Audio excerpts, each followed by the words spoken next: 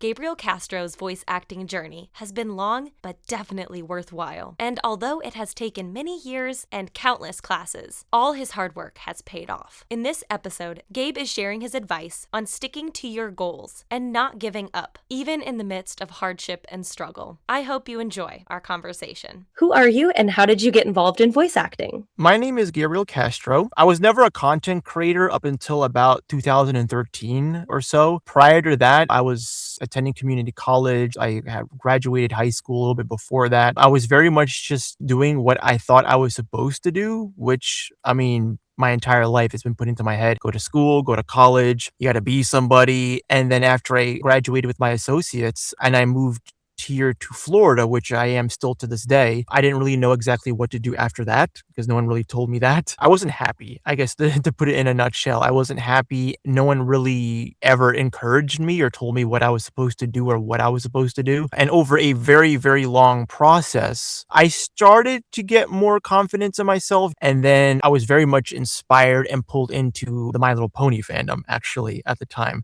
which was extremely big and popping off. And there was also FNAF and a whole bunch of other things that all just kind of happened at the same time. And all of it kind of helped pull me out of myself and out of my own shell. I wanted to stop being someone who is just absorbing and taking in content and someone who actually wanted to sort of make things and really take a very hard look at myself in the sense that I just wasn't happy. That sort of became the beginning of really just trying to sort of live life for the first time and decide that, I want to actually understand who I am and what I want to do and what I can or cannot do. Over the next couple of crazy, crazy years, I would start this process of just trying to figure it all out. Do I want to be a writer? Do I want to be a singer? Do I want to be a musician? Do I want to be an animator? Do I want to be an artist? Do I want to be a cosplayer? The hugest one, and probably the most prominent one, is being a YouTuber and a musician. Song after song, project after project, I would just keep making content. Alongside that was when voiceover started to be a thing. It was really just for fun. I didn't really know anything at the time. It was October 2015 that I took the very bold and brave step to get my first proper lesson with a teacher. She's like an actress from one of the shows that I like. Very, very nerve-wracking, very scary.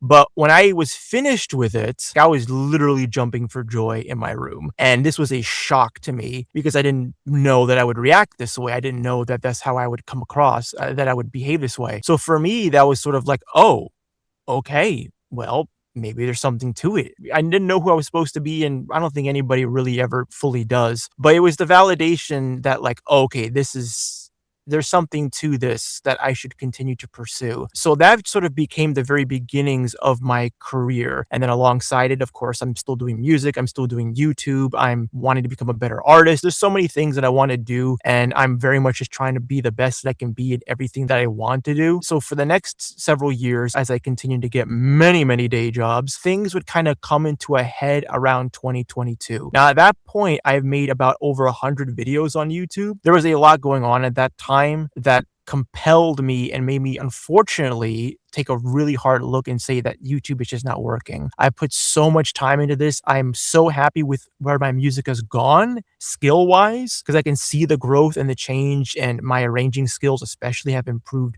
leaps and bounds. But after when it's all said and done, I only ever had like 3,000 subscribers. I've seen other people start after me who just exploded, but it just wasn't going anywhere. I decided at that point to make voiceover my main thing. It was just one of many, many things that I was doing. And I was starting to take a couple of classes. I made demos. I made a website. Probably the most noteworthy thing was submitting my animation demo that I had made to a really big voiceover agency in Los Angeles. They called me over the phone. They invited me over. I went to see them in person in January of 2020, right before COVID happened. We did not know what was in store for us. I came home a week later and they said that I was just not ready yet.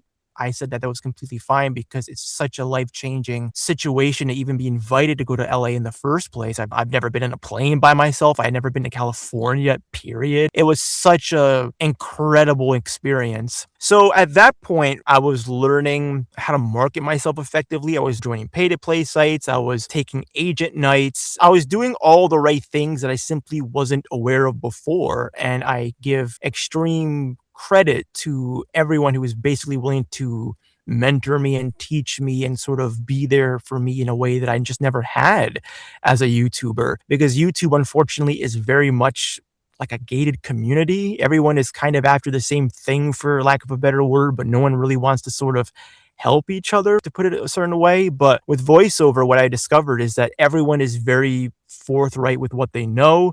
Not everyone's going to be your friend, but I've never had a question that someone wasn't willing to politely explain to me. So that sort of became a new chapter. I started getting into all different kinds of genres. Audiobook work is something that has grown tremendously. I have a new book on my plate right now. I'm doing a anime light novel series that's like 13 books. I just finished book number 4. I've been in commercials. Dubbing is something that I started to do recently. I've been in live action stuff. I just finished the final episode of my very first series as the lead character. They just texted me over the phone to be like, congratulations. You don't even have to audition. They just want you. So I was like, okay. This year has continued to be part of that growth. This past February, I did my very first anime, auditioning for big places like Bang Zoom, doing commercials. This job has grown tremendously over the past couple of years than I ever really did as a YouTuber. Last year, I doubled the income that I made the year before.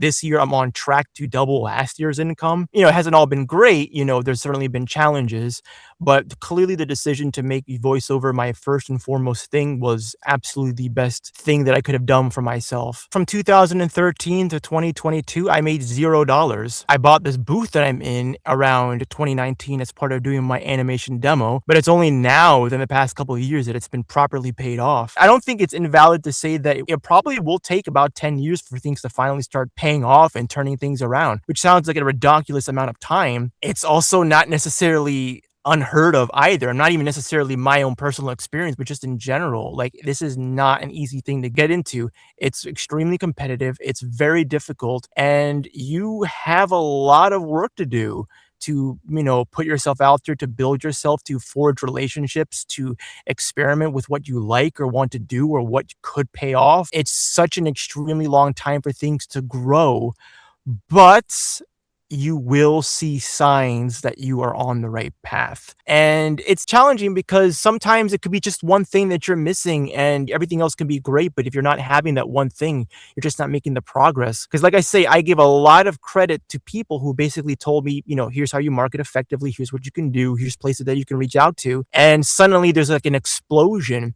And the explosion was because you were already ready for that opportunity. You just hadn't gotten it yet for this or that reason, which is very frustrating. It certainly is. You can't force it. Voiceover is such a different community because from my personal experience, everybody wants the same thing and nobody's trying to gatekeep from that. We all want to be into anime and do cartoons and do games and make money and go to conventions and this and that. I personally have never had a question that people weren't willing to explain to me. And you kind of have to make friends. You have to make friends with other people, and you should never, as they say, be the smartest person in the room. For me, like, I have friends who are more experienced than me and have been around the block more than me, but those same people can be the ones to refer you and give you opportunities and help you, and then you help them back. My first proper big game was a Genshin Impact. I did a couple of supporting roles in the 5.0 update back in 2024, I believe.